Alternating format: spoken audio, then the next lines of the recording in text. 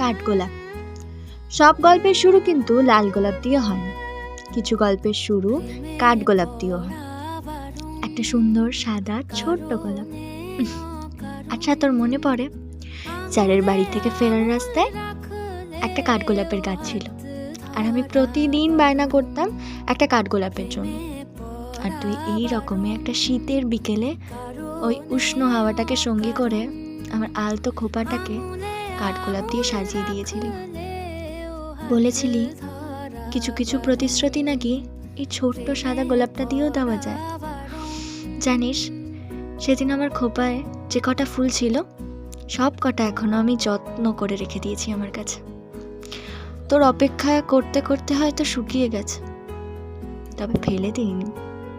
আমি এখনো অপেক্ষায় আছি তোর হাতে আবার কাঠগোলাপ দিয়ে সাজবো বলে। জানি এখন তুই অন্য কারণ মানুষ, তাও যদি কোনোদিন খুব ভিড়েও একা লাগে, নিঃশ্বাস নিতে কষ্ট হয়, জানবি আমি আছি শুধু তোর অপেক্ষা, তোর জন্য, তোর অপেক্ষার মানুষ।